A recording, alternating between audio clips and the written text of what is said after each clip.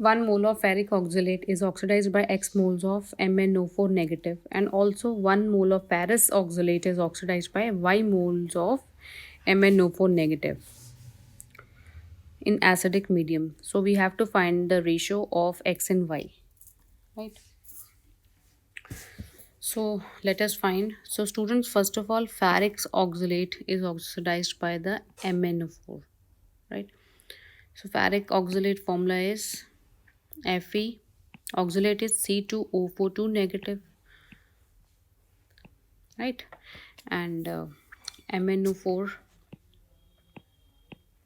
तो students basically हम क्या करेंगे बच्चे, इसमें हम ग्राम इक्वलेंस कंपेयर करेंगे of reducing agent and oxidising agent. यहाँ पर फेरिक ऑक्सलेट के gram equivalence will be equal to the gram equivalence of the MnO4 negative. ठीक है. और ग्राम इक्वलेंस होते क्या हैं? Gram equivalence they are basically number of moles into N factor. ठीक है. अब देखो बच्चे, फेरिक ऑक्सलेट के मोल्स हमें दिए हुए हैं क्वेश्चन में. देखो 1 मोल, तो 1 मोल इसका ये हो गया. ठीक है. ग्राम इक्वलेंस कंपेयर कर रहे हैं equal to gram equivalence of MnO4 negative. तो 1 मोल हो गया इनटू एन फैक्टर. अब N factor is basically number of electrons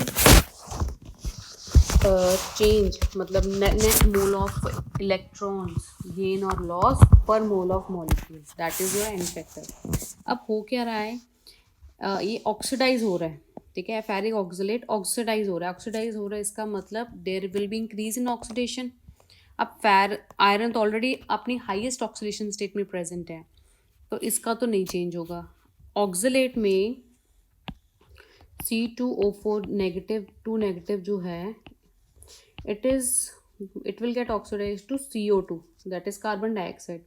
अब देखो ऑक्सीलेट में हम देख लेते हैं कार्बन की ऑक्सीडेशन स्टेट क्या है. It is 2x minus 8 equal to -2, so it comes out to be 6 and x comes out to be +3. And CO2 में ऑक्सीडेशन स्टेट है कार्बन की +4. ठीक है. तो पर एटम के लिए, पर कार्बन एटम के लिए चेंज इन ऑक्सीडेशन स्टेट कितना है? 1 का चेंज है, 4 - 3. बट अब देखो फेरिक ऑक्सलेट में के एक मोल में कितने कार्बन एटम्स हैं? 3 × 2 = 6. अब एक कार्बन के लिए 1 इलेक्ट्रॉन का चेंज है, तो 6 कार्बन एटम्स के लिए चेंज कितना होगा? 6 इलेक्ट्रॉन्स का. ठीक है. इसलिए इन फैक्टर फेरिक ऑक्सलेट के लिए क्या रहेगा? It will be 6 equal to.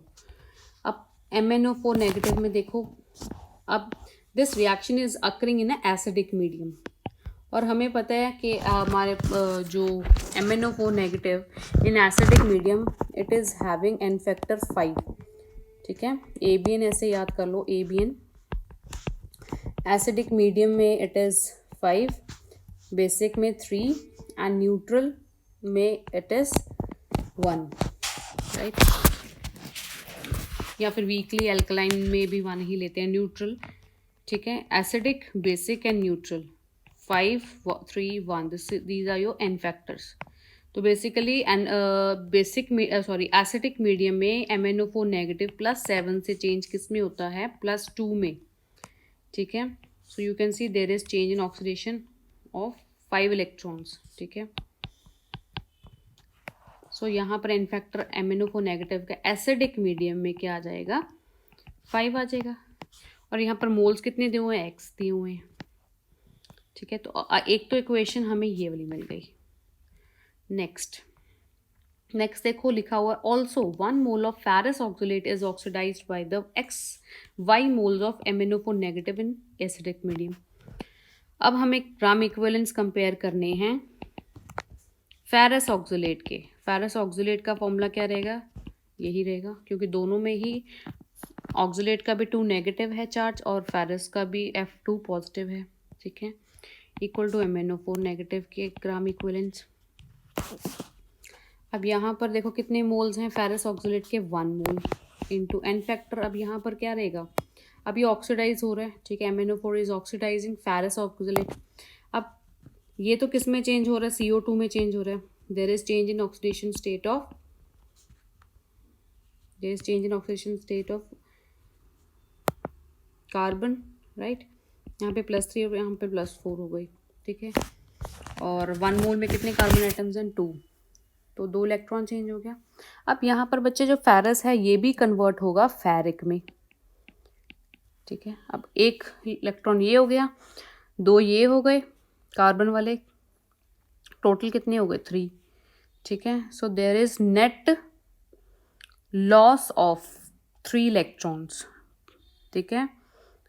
पर मॉलिक्यूल ऑफ फेरस ऑक्सलेट में there is net loss of 3 electrons, so N factor is 3।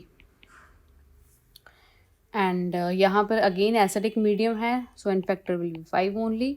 And यहाँ पर देखो अब MnO4 का कितना मोल यूज हो रहा है, y मोल, सो यहाँ पर y आ जाएगा। So this is your equation 2, right. So we will divide 1/2, ठीक है, और हमें x और x:y की रेशियो मिल जाएगी। Clear, it was so easy. So 6/3 equal to x into 5 and y into 5. So it comes out to be x by y comes out to be 2:1. ठीक है, so your correct answer will be A. Thank you.